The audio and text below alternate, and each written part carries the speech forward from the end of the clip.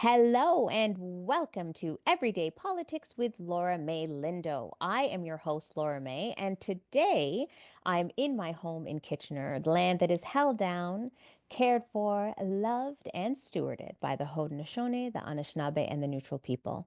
And so we're on the Haldeman Tract, which is important for us to know. This is land 6 miles on either side of the Grand River that was promised to Six Nations and never actually granted. I want to offer you this reflection as we continue our conversation about a motion that was tabled at the Waterloo Catholic District School Board just not too long ago. And I've been thinking a lot about the purpose of education, especially during changing times. If there's one thing that we've learned as we have all made commitments to be part of our journey towards reconciliation with Indigenous communities, we've noted that it's important for us to be creative, and education becomes one of the most important spaces for us to do that. It lets us rethink what the goals are of our educational systems. If our educational systems are meant to hold people with care and compassion, then how are we able to reconcile that with the reality of residential schools, legislated experiences that Indigenous community members continue to navigate and heal from? And today, when we think about the kinds of motions that are causing quite an uproar in the Catholic board right now, we have to start asking ourselves questions about how we reconcile a motion that would exclude some people from feeling felt, heard, and cared for, at the expense of changing protocols that may or may not do what we say the purpose of education is meant to do. And so, right after this break, I will be joined with an educator who's in the Waterloo Catholic District School Board, Greg Cinti, and we'll have an opportunity to have a conversation about the impact of this motion from his vantage point. So, we'll be right back after this break.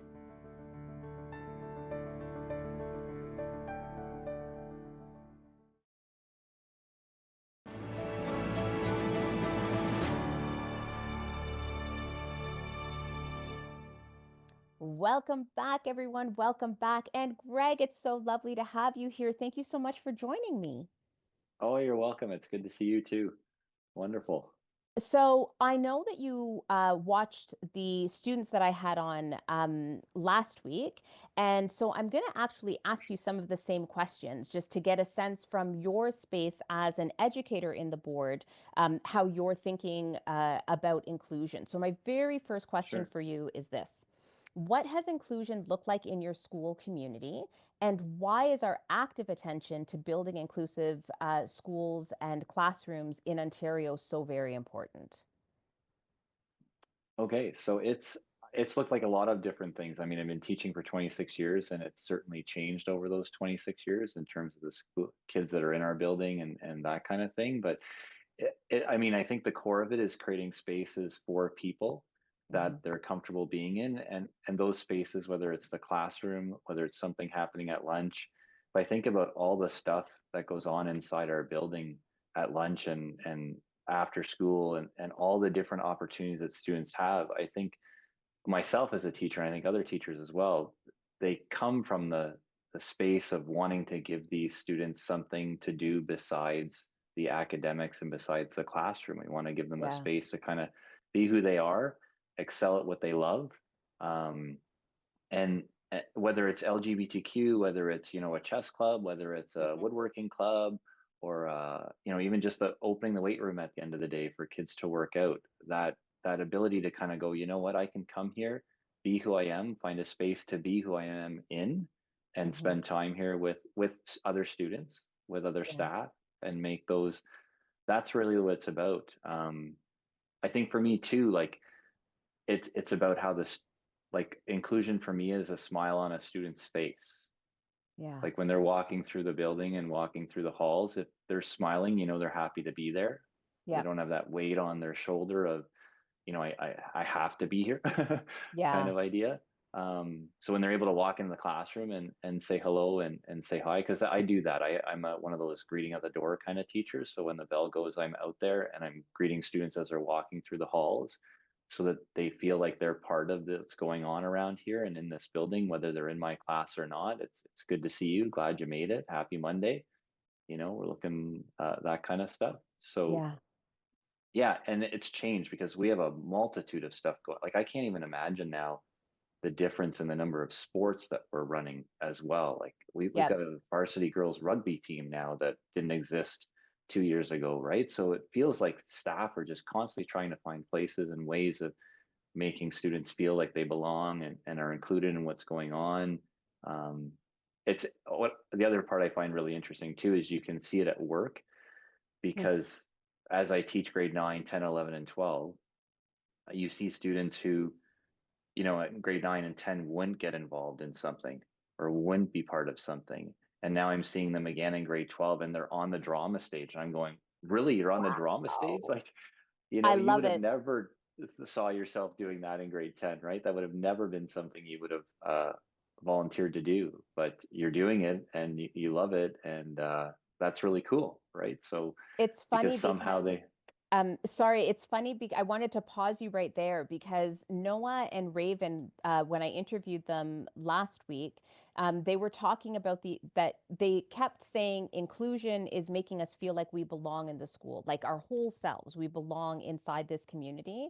And one of the other things that they said, that I would love to get your opinion on was that when you're intentional with building inclusive spaces inside the classroom and also in the hallways, that it leads to leadership skills that a lot of the students that may have been shy at the beginning, because they've been participating in some of these other activities, are more inclined then to, take a chance and jump onto the stage or to participate in something. Have you found that as well?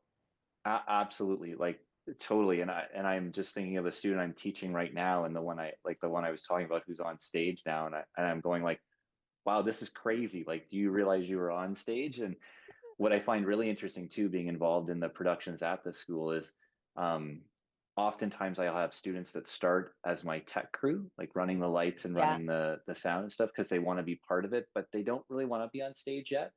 Yep. And I've only probably had, over the course of my years of doing this, I've only probably had like a handful of students that stay in tech and don't end up on stage. And I'm like, what's going on here?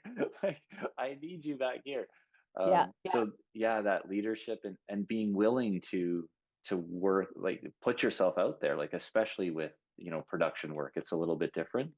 Yep. But I'm also thinking of another student right now who I always make it a goal for myself, because I greet my students at the door, of saying hello to them, how are you, that kind of thing, and getting them to say hello. And I remember a student that I taught in grade 10 who often entered my room with their head down, and at the Hmm. beginning of the year would barely give me any sort of hello. They are now in grade 12, and now when they're walking past my room in the hallways, they're saying hello to me before I get to them.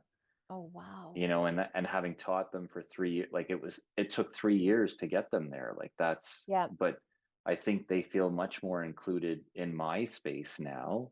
Yep. um, and we've always talked in education, especially in our building, around the importance of building that relationship first, and Yes. and that's primary, right? So like the curriculum, the marks, all that other stuff will come, but if you can build a relationship first, and it doesn't mean I'm your friend right away, Yep. but work to build that relationship with students, it goes tenfold for everything. And oftentimes it doesn't take long. It doesn't really take that long. For some kids, it's a little bit longer, but um, yeah, I do a lot in this school. Like even now with this whole surge of pickleball, and I play pickleball, like the number of kids that, last year we ran a pickleball tournament, and they were like, really, we're doing that? And I'm like, and I got involved in that. And I tend sometimes to overstretch myself, but it's why I got into teaching.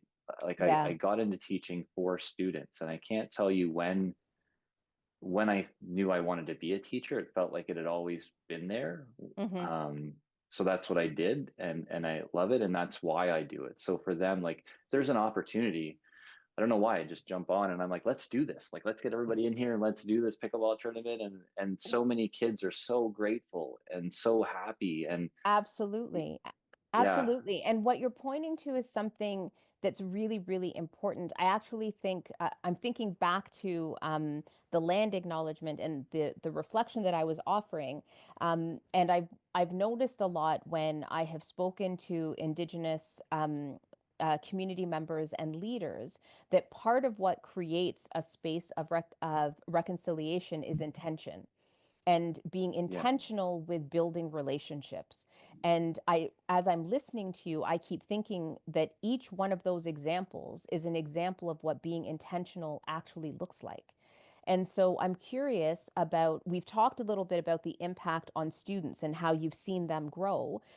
Do you find a parallel kind of growth even amongst like the education workers that are there, like the staff team, the leaders?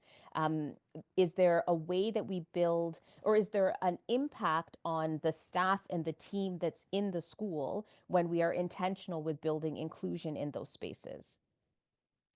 Oh, for sure. Yeah, even between staff, like I know Yeah. for my recent work in the Black Brilliance group, it all started because it was about, kind of bringing staff people together and saying like we have a group of students that have this need. Hmm. Is there a way that we can make this work? And again, um, I jumped on, and because the staff student was talking to me and was a little concerned about the meeting, and I thought, well, I can support you there because like if it's good for kids, then Yep. let's do it, right? Yep. And if it's good for each of us, it's really important that we take the opportunity to work together and build that together as well, right? And then Yeah.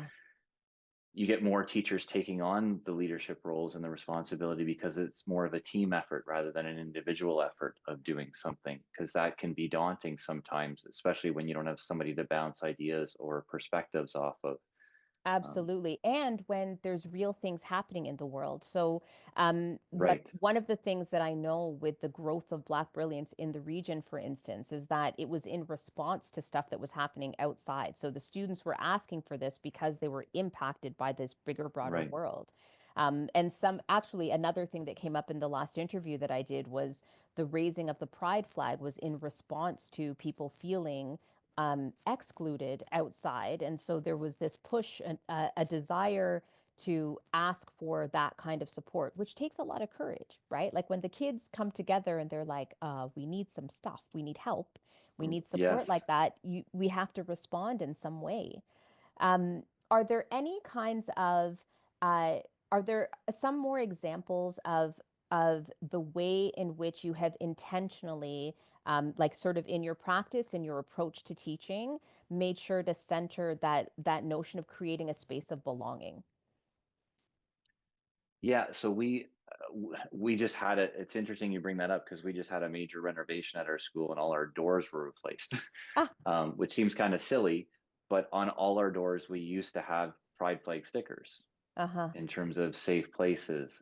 Yep. So that was kind of key. And even I find for me, like I really try and establish it right at the beginning of my semester and right at the beginning of my classes with talking to the students about me personally and where I'm coming from. Yeah. Um, so that they have an idea of, like I share my pronouns so that you can share your pronouns. I share that I have Yep. a child who's in the LGBTQ and identifies that way, so that hopefully that helps you feel more comfortable around me if that's how you define it. And I Yeah. always talk about the fact that like you're here as a student, that's your role, that's your job, and I'm here as a teacher, that's my role, that's my job. But we also have a life outside of this building that is Mm-hmm. really important. Um, like we have a specific room that's starting to be developed for our Black Brilliance in terms of like a space that they can come and they know that that's the room they can go to. And not all the Black kids in our school Go access to that that room. And space, of that's what I course. find, yeah, and that's what I find very interesting. So like what inclusion looks like we have our spaces and we have our places. Our chapels open oftentimes as well, but it's not necessarily that everybody accesses them or everybody even sees a need for that as Yeah. well, right? So it was really a challenge for us initially because I think some of the students thought every Black kid would show up and every Black student would want to be part of Yep. this space. And we were like, well, that may not be the case. Like they may not see things the way you see it, or they may not, that may not be what they need for inclusion, because Yep. hanging out with their friends at lunch, be it Black, white, or whatever, is maybe how they feel included. they don't Yeah. need to necessarily be part of, which is okay as well. So as much as we can kind of say we're doing this, this, and this, and being intentional about this, I think sometimes the intention is also not so obvious because we need to find out and learn from each student what it is they need or want in terms of Yes. that inclusion, right? Yeah, and I think that that's such an important point that we don't necessarily spend enough time talking about. When we have these conversations about building spaces of belonging, building spaces that are inclusive, we often think it's either or. So you have the club or you don't have the club. But Right. we're not like that. Like as people in the world, there are Hmm. moments when I might need that, and there are moments when I might need something totally different. And I think that part of the intentionality when it comes to building these kinds of spaces, if we're really thinking about centering relationship building, is having those options available and then being flexible and For sure. fluid, right? Yes. It's Yes. so Absolutely. important. Hmm. So, what I'm going to do, this is a perfect time for us to take a little break. So, Okay. we're going to go to commercial, and when we come back, we're going to dive into what I like to call some real talk about what's been Ooh. happening in the Waterloo Catholic District School Board. Okay. So, we'll All be right. right back after this break.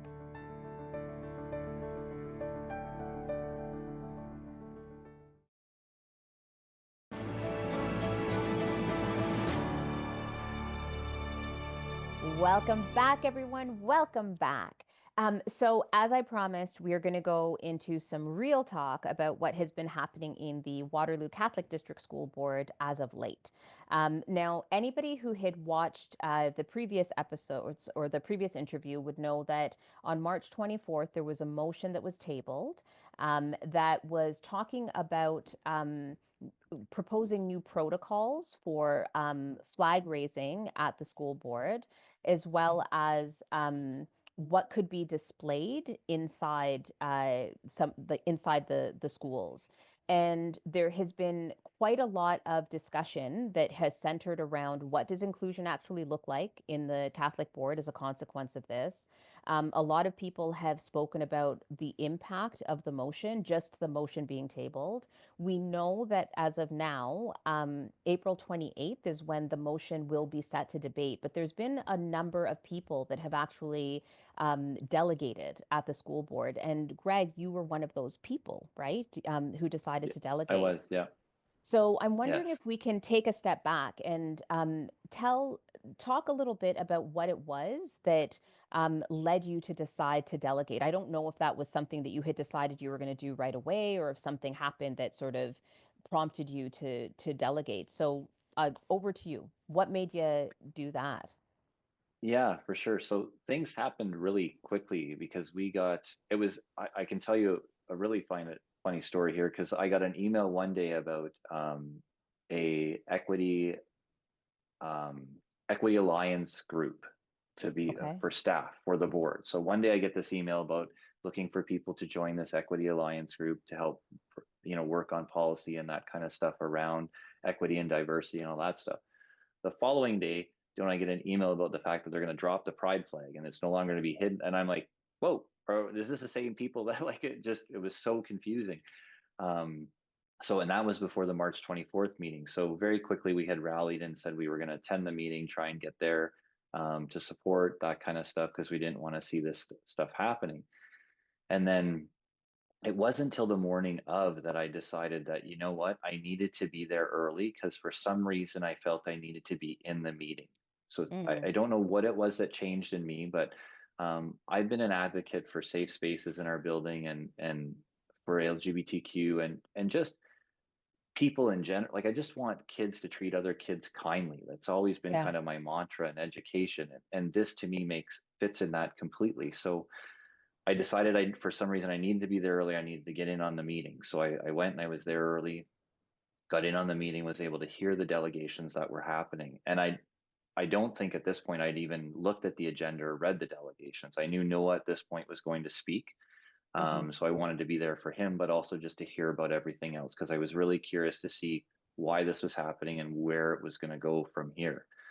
Um, so I was able to get in and listen to Noah's delegation and the other delegations. But I think the thing that really hit me was uh, one of the trustees had asked a question, and this isn't a direct quote, just about how do we, stay true to our Catholic values in a world that no longer seems to respect them or need them or that kind of thing. And that Hmm. was his big question. And funny enough, I had been asked that same question as a student at my high school when they were doing some strategic planning, like back in the late 80s, early 90s. And it was like, I can answer that question for you. Like, I know how that works. And being part of this board for so long, I can tell you how you do that. And I think that's Yeah. what really triggered me in terms of wanting to, not necessarily wanting to do more, because that's, I think, why I needed to get in the meeting in the first place, but to actually stand up and delegate and write something to share with Yeah. them.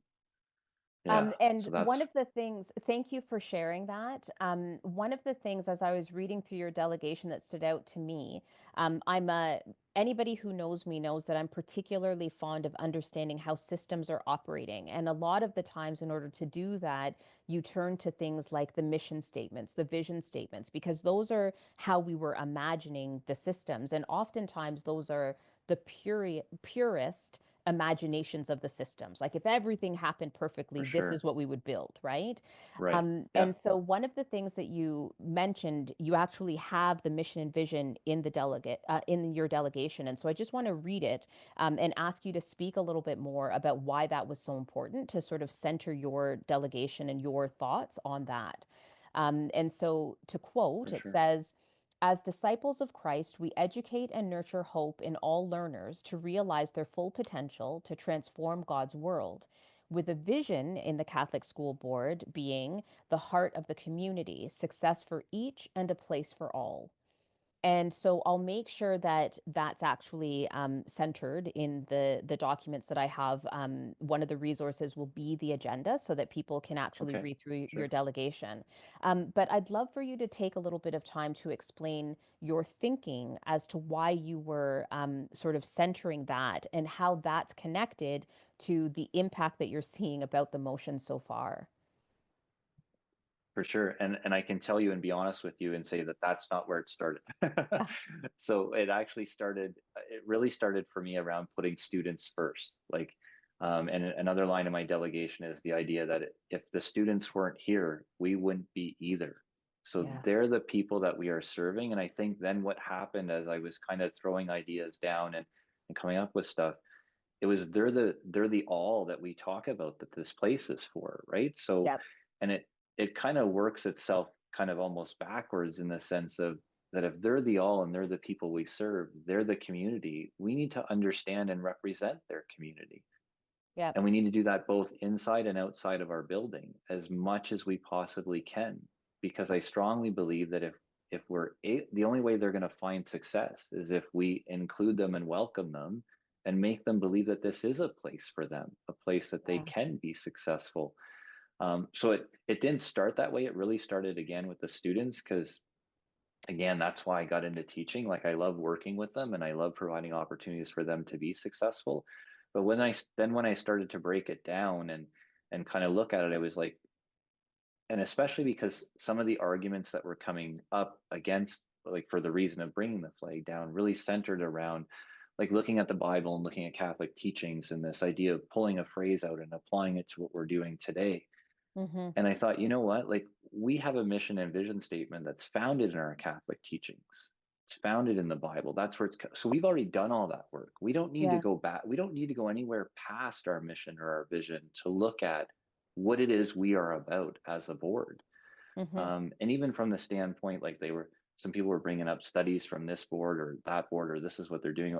And none of that is really relevant because no other board has our mission and our vision statement. They don't Yep. stand for what we stand for. We have a particular reason that we do this. And I just thought this makes total sense. How are we Yep. going to educate or nurture hope in our students to transform the world if we don't give them a true vision as to what the world is about? And that Well, world includes all these people, right? absolutely. And I want to pause you there as well because that argument often comes up, like this board is doing this, so we should do that, and that board is doing this, and we should do that. But again, going back to where we started in the with the first question around intentionality and building relationships, it actually doesn't matter what other people are doing if we're paying attention to what the students Right. here are asking for. And so Exactly. I would love for you to take a moment and speak a little bit about what you believe. And I know this is, you're not speaking on behalf of your school or the board, but just you as an For sure. educator in this world. What do you think the queer students, Black students, Indigenous students, like the students that are primarily impacted by some of the ways that the particular flags are being positioned alongside flags that we know represent hate? That was Right. one of the biggest issues that I was hearing from the students around the impact already. But what do you think it is that these young people are asking for? And why do you think they see that this motion, they read this motion as being in opposition to that? I think, and it was something that kind of came to me after the meeting on Monday night after I delegate. I think it's because they want to be seen, and Mm. especially when you talk about like LGBTQ, a lot of what they are or who they are is hidden for so long.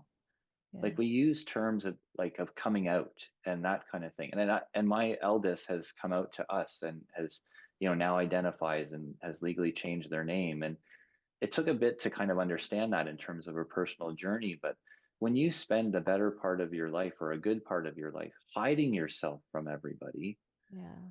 the flag, like, because I would question, I'll be honest, I would question the pride parades and I would question the flag at times. And I would be like, do we really, like, do I really understand or do we really need to be doing this? But I think as of Monday, like, I get it now because if you've had to live part of your life hidden from everybody and you finally get the opportunity to share that with, you want to celebrate, you Yeah. want to be loud, it's, and it's slightly different for the Black community who are visually Black Mm-hmm. Mm-hmm. because we can see that right away. But if somebody is a part of the LGBTQ walking down the hallway, you don't necessarily know. And if they're still hiding it from people because of the way they perceive people to be in terms of responding to them, like that's difficult. It's not out. So when the Yeah. flag is visually out there, they know that they visually can be out there as well, and that because we're putting it up and we're putting it out there, we're saying that you are welcome here. And Mm-hmm. when you're ready to talk about it, when you're ready to come out, when you're ready to share, be it staff or student or anybody, this is a safe place to do that. Because we had the conversations of whether or not the flag was performative or was it whether it really meant something. And at times we were questioning that, but then when you come back to our own site or our own board, like that's who makes it performative or not. Like whether Yeah. the person that made the decision, it was a performative decision, whether it was or wasn't, doesn't matter because how we interpret it or how we bring it into our school. Like we had a celebration. We had a Yep. celebration when it went up, and that celebration is on YouTube, and you can watch it. And I was there filming, and we had tech out there, and all. Like it Oh, was big wow. because and it didn't click till Monday night. And I don't know what clicked Monday night for it, but I just thought that's why this has to be so visual because these people aren't visual, like aren't Yep. seen. They're not Yep. seen. And when they finally are allowed to be seen, it needs to be put out there. Like it really, I don't know if I'm wording that right, but it's feeling right in my head. No, and you know what? I think it leads us to another really interesting idea that I never really thought about or was able to articulate as clearly now that I've heard what you were saying there, because each of the flags that people have talked about, between the Pride and the Progress flag, the Every Child Matters flag for Indigenous community Yeah, members, the Black Lives Matter flag, and I would have to add even the freedom flag, the emancipation flag would be one that would no longer be allowed to be up, for according sure. to the motion. They actually do different things for each of those communities. And so for queer communities, that notion of being out is really important. And as a wee aside, if you can send me the link to the YouTube celebration, then I can actually include that as one of the Sure. resources. Yeah. But what I also know is that for Black community members, at least for some Black community members, seeing something like BLM, Black Lives Matter, any of those kinds of phrases that remind people that we are cared for, loved, held, and seen, provides us with that sense of belonging. And with Indigenous community members, there's a whole litany of research about having to hide your indigeneity. And if you go back to some of the conversations around residential schools, one of the reasons that these schools were there was, according to the legislation, to teach their indigeneity out. Like the goal was Mm, to right. change them Yeah. in a real for the at the time this tangible way. And so Right. when we now raise the flag on their terms, we're showing that they are loved and cared for, and as you were saying, seen in all that they are. And I think that's beautiful. Like I just think that's It, beautiful. and it's intentional, right? It goes back to that Yes. intention that that's why we're doing it, right? So we could say we're doing it and not, but at least Yep. like we're being held accountable to it. I love it. And so, what we're going to do with that, I want folks to really reflect on some of those ideas that Greg was sharing, because it's really important for us to figure out. I love the fact that you said, even if the person that said raise the flag was being performative, we can make use of it in a tangible way, and it's intentionality that guides that. And so, we're Right. going to take a really quick break, and we will be right back just after this.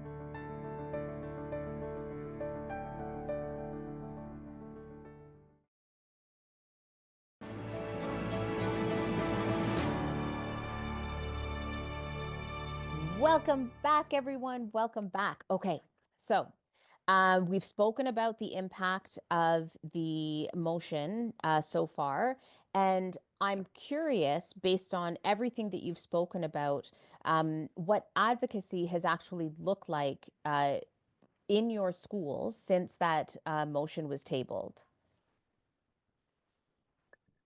So I'd almost have to ask myself if it's changed. I mean, I think, especially in our building, and I mean, I might be biased because I've been there 26 years and I was a student there. So I really love the place. And I Yeah. tell my students that all the time. I love the staff and I love the students, but I don't feel like it's changed much. I mean, there's certainly a little bit more of a buzz about it because Hmm. the idea that they want to pull these flags down and want to pull these symbols out of our building. But like we've always been so supportive and always tried to do as much as we can do with all this stuff. Hmm. Black brilliance, every child matters, and it goes beyond the day of the T-shirt kind of thing because there's so Yeah, many of those T-shirt days out there now. Um, there are that lots of I think t-shirts. yes, there are lots There of are. T-shirts. It's the first thing every student brings up when you create a club or a group. It's Yeah. like, when are we getting spirit wear? What's the spirit wear look like? And you're like, okay, let's just get a shirt. We're good. Yep. It's and maybe that should have been the answer to the first question about inclusion. Just give them a shirt. As long as they have a shirt, It's they all feel like good. they belong. Yeah, we're good. Woo. But yeah, so it's I think going out to the board meeting, of course, at the beginning on the when they were first brought it up on the 24th and having that big crowd there to support everybody, that's not something we do every month at every board Yeah. meeting for sure. So certainly that has changed. I'm actually curious. I was thinking about this the other day as to how much the students actually know in our building about what's Hmm. going on. I know I've mentioned it a couple times with I believe our Black Brilliance group as well, and even in my class because they had somebody had seen me on the news and they were like, "Why were you on the news, or what were you doing on the news?"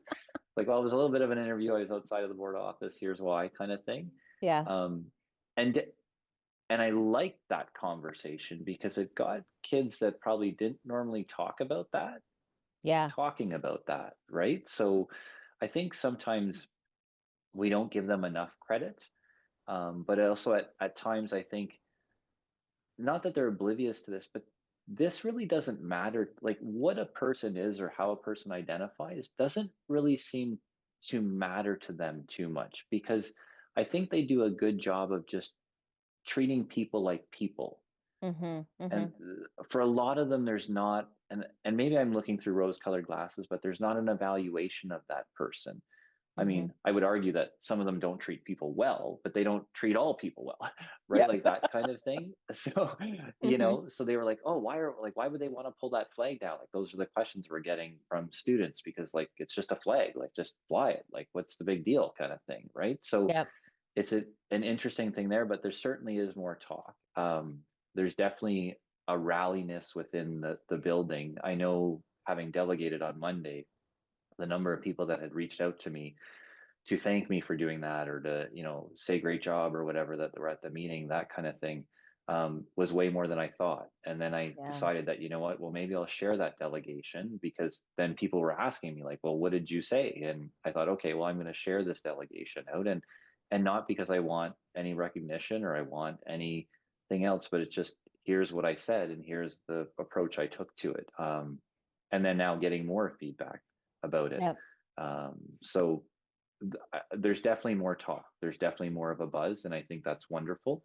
Mm-hmm. Um, it it takes different things to make people get up and talk, and make people get up and stand up.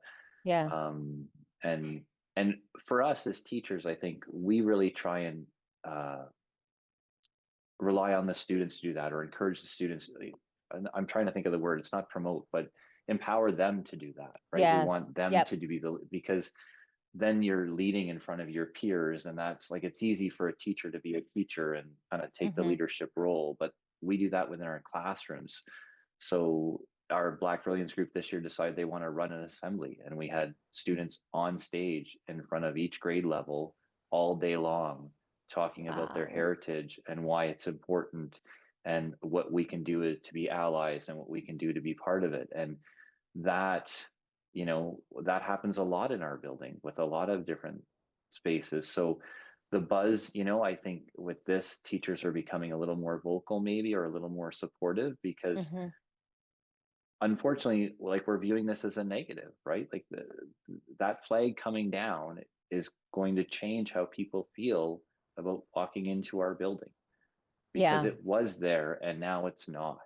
And I would like to think that nothing inside our building is going to change, Yeah. but that visual representation is going to be gone. And so there's going to be the question of, am I safe to walk through those doors? How am I going to be welcomed when I walk through those doors? Because Yeah. there used to be a sign there that said it was okay. Yeah. That sign's no longer there. Like, that Yeah. representation, that symbol is no longer there. So what does that mean? What's changed? What's happened? Right? So I I think that's also really I also think that there, sorry to interrupt you, but I wanted to no. Yeah, pause you there because I think that that also raises another question. So in some spaces and some schools where there has been a lot of intentional effort into building inclusive spaces, the flag going down will have it will definitely still have an impact, but there's the hope that other ways that we hold each other with care, that we ensure that people are seen, will allow us to find a way to still hold each other, even in the interim, because we have seen yes. things come and go and go and come and back and forth, and so we know Yeah, things will for sure. change. But in Hmm. other schools where, I've spoken to some students who have said they haven't felt included in the school until very recently, like their GSA has just started, or their Black Brilliance Club just began, or, Indigenous students having a space or something like that is fairly new. And so this will have a different impact in a school where they don't already have that history of relationship building. For sure. And Yeah. so I'm curious, and I don't want to put you on the spot, but I'm going to do it anyway. But I'm curious about what advice you might give to other educators who might not be in a space that is as supportive, perhaps, or is at the beginning of their journey towards building these spaces of belonging and inclusion. What advice would you give them to be able to hold the students and each other as we navigate this particular change? Yeah, I would tell them to breathe and just let it, Oh, in some cases, just let it happen. The students are fantastic, and students are, we again, I don't think sometimes we give them enough credit for what they're capable of.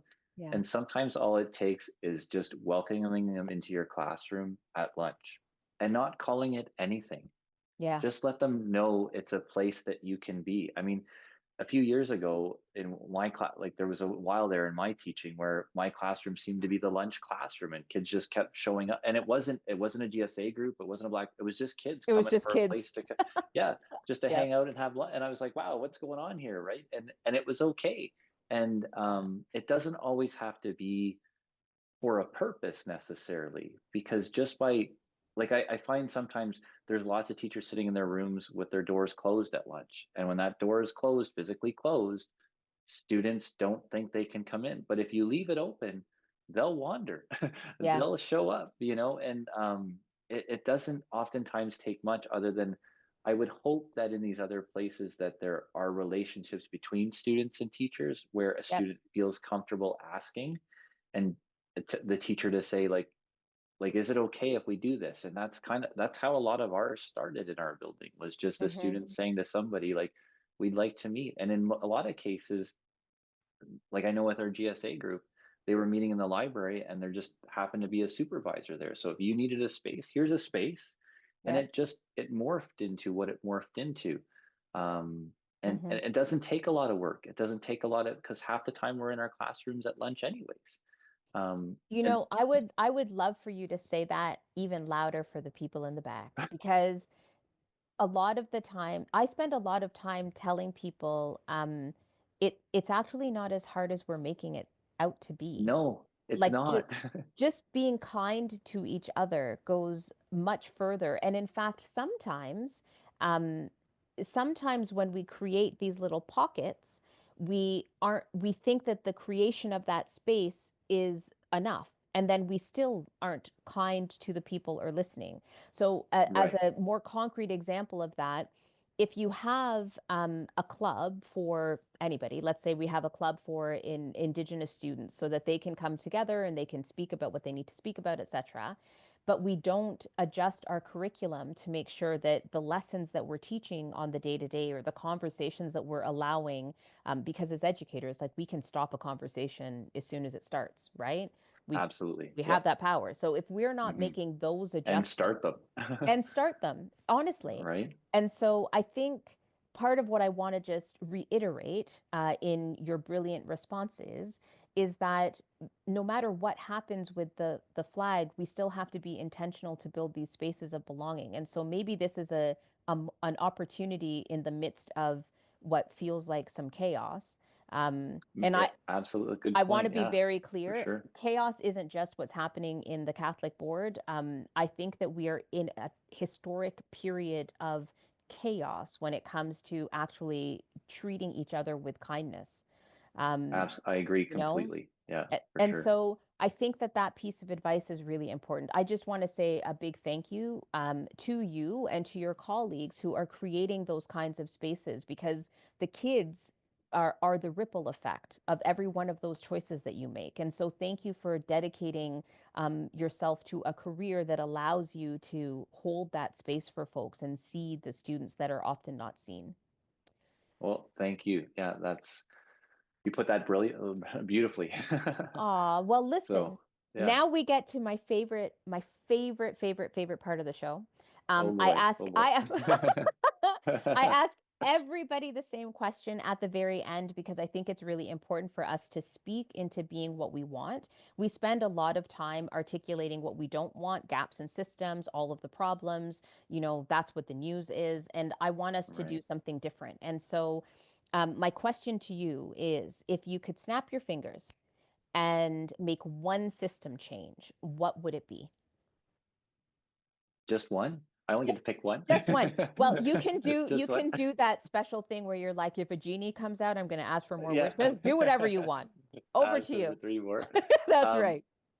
I think for me, I probably can't put my finger on what the system change would be in terms of we could change this, but I know what I would want the result to be. Okay. And I would want the result to be that the schools and the buildings are places where kids want to come and not have to come, but want to come and have a love for learning for it. I've often been called a lifelong learner. The stuff I'm teaching now, I didn't go to school for. I graduated as an academic. I'm teaching tech. Like it's something I've done. And I love it. And there's nothing I won't try.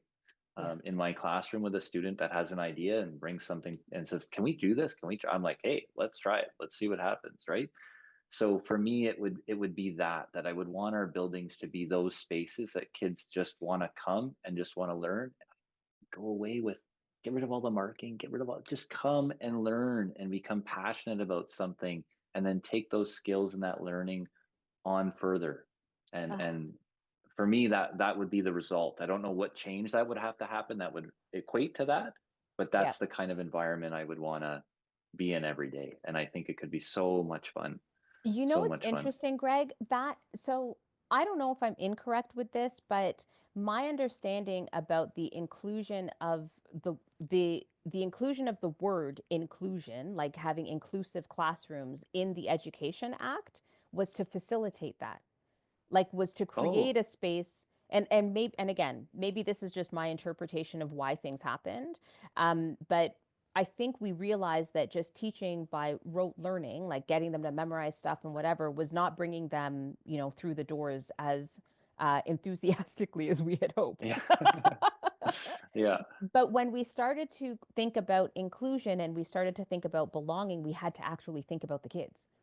And when right. we start to do that, then we would start to offer them opportunities, to be there, and sort of attach themselves to learning things that made sense, that would help them, And, that made them feel like they wanted to come back for more. Um, and yeah, and be excited about it, right? yeah, Like just be excited about it. There's so much absolutely. opportunity, so much opportunity. Oh my goodness. Well, listen, Greg, I just So want to say thank you once more for sharing space with me, taking the time. For those that are watching, we were having some Zoom issues, but we overcame. We were successful. We have yes, survived, we did which it. is We lovely. Yes, did. we We did. did. So thank you again for spending time with me, and Oh, thank thank you for you. all of the work that you're doing. This has been phenomenal. Well, thank you. I've had a wonderful time. It's been excellent talking to you, and thank you for allowing me to share. It's been fantastic. Beautiful, folks. We will be right back after this break.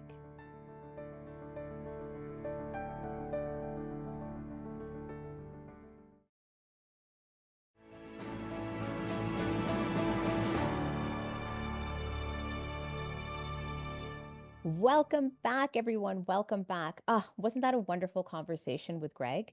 I was so excited when I was connected with an educator in the Waterloo Catholic District School Board, because when you hear from the students, it's always important for us to think about what the educators are feeling and thinking, and most importantly, what they're doing in practice in their day to day to support the students while we're navigating the treacherous waters that we are when it comes to this broader fight in community, to ensure that our schools are inclusive spaces for everybody that comes there.